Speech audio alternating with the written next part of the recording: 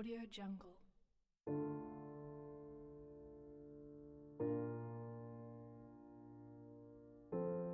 It is decision time. Go big or go home. Nothing says make or break like the final vows. Welcome back, guys, to the transitional conclusion of what has been an exciting season of Married at First Sight. You got the recap here on my channel, Posh Cat Eyes Unfiltered. Don't forget to like, share, and share your thoughts. It is what this show is about, sharing your thoughts, your opinion, as it may sound or seem. It is your opinion and we will listen to you. Couples are making their way out of the sky suits, the apartment where they've called home for the last few months.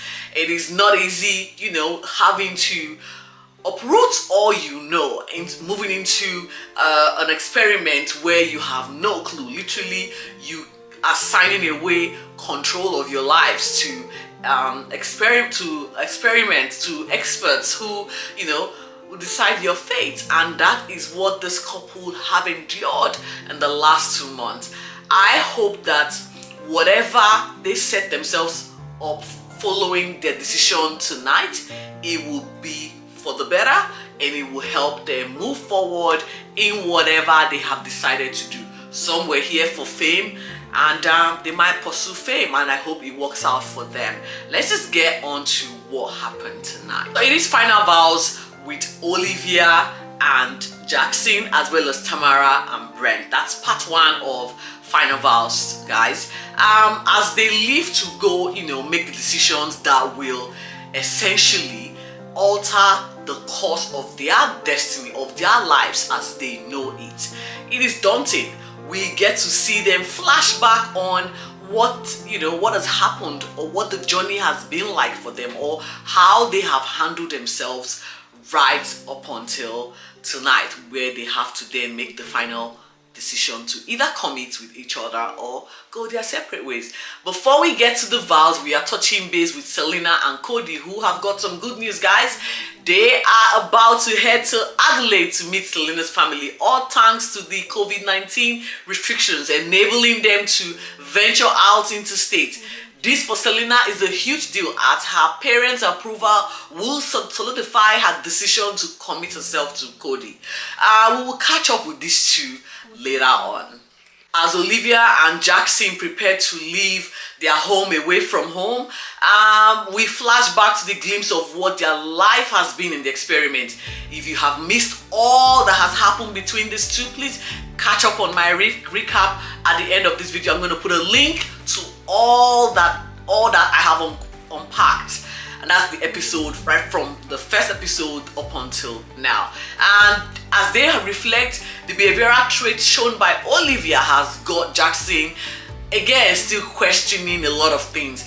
I hope it makes a decision that is sensible. I hope he does make that decision, but I'm not exactly sure he will. He is sold on her, and that's exactly what I feel, but we'll never know. Let's just continue on. Jackson then moves home in Melbourne, and his decision hinges on how Olivia will be managing conflicts in the outside world, especially as it pertains to his family and his friends. I will not be going back to the disaster that is Olivia. It is a mess we don't need to rehash. Olivia is also back home and is now preparing or pretending to be remorseful about all that has happened while she was, at the experiment. I call total BS on her sudden realization and the reflection of how she performed. It's too little too late. You've made an impression to the rest of Australia, and we're going to hold you on that. That's who you are. We take it. Thank you for sharing. Before the vows are exchanged, Olivia is catching up with her friend, and once again she is still gloating about her altercation with Dom. Olivia isn't sorry she was off her head. She is sorry she's not able to manipulate Jackson in making the decision. I cannot wait to get to the final vow, guys. Jackson is also consulting with his mom and explaining Olivia's grudge carrying title. Jackson's mom feels like alarm bells are already ringing for her and tells him to be honest with himself and make the decision that suits him best. We get down to the vows. Jackson dressed impeccably, Olivia on white, when I feel she should be in black. Okay, Olivia, you know, she went first. Her vow reiterates how special Jackson is and speaks on how she finds Jackson as her dream man. She once again brought the altercation we dumped to her vows. Why she needed to do that, I really don't know. It's your vow. Shouldn't it be drama free at least for 2 minutes? Shouldn't it? But again, she needs to let us know how she feels and how it is not her responsibility but the other person's responsibility. Anyway, she ended up professing her love to Jackson, and we see him smile, so we obviously know what his decision is going to be, right? Now it's Jackson's turn. His vow flashes back to the first time they met and how he felt during the course of the relationship. He held her on high standards and also called her out on her disgusting personality, which has, as we all know, is the focal point of their season, of this season, as well as their relationship, even though all of this happened in the last 3-4 weeks, right? How, you know, he just told her, I found that behavior appalling, and the attitude also downright demeaning and offensive. Handling of conflict was disappointing to him, and this got him critically thinking about moving forward in the relationship. He linked this to his concerns again with his family and personal friends.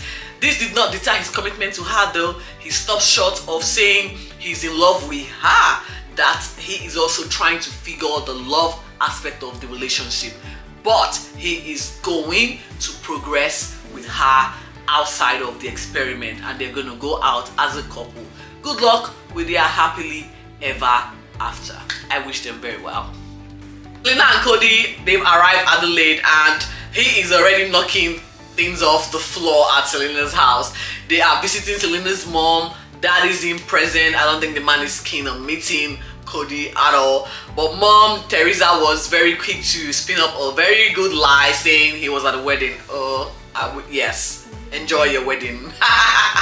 Selena's mom has the entire house saged. She saged and incensed the whole place. But that did not stop Cody from deliberately breaking Selena's mom's favorite China tea set. Like, how awkward. It was just terrible. Like, you don't do that.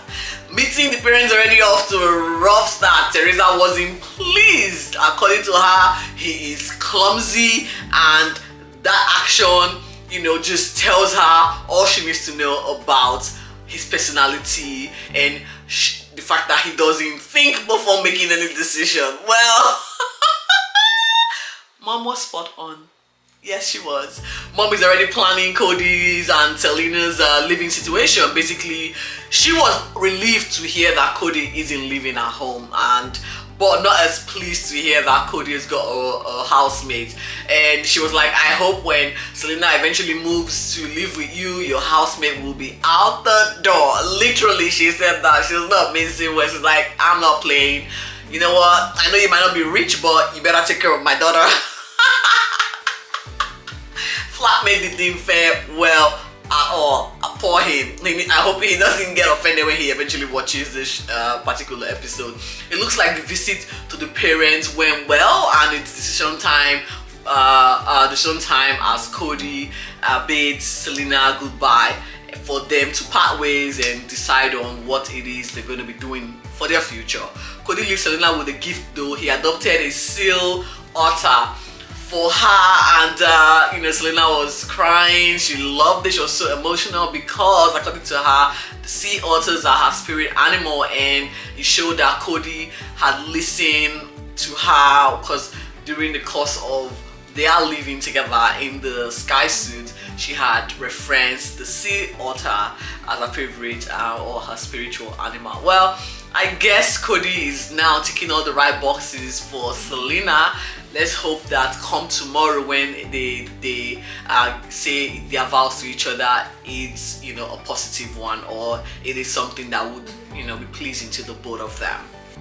On to the final couple for the night, Brent and Tamara. So Brent is back home and going to his mom for emotional support, and Tamara is leaning to her best friend for support. Well, Tamara's friend is in sync, best of the same feather again. They flock together, supporting the fact that Brent needs a proper job, and to her, if any manager isn't gonna cut it.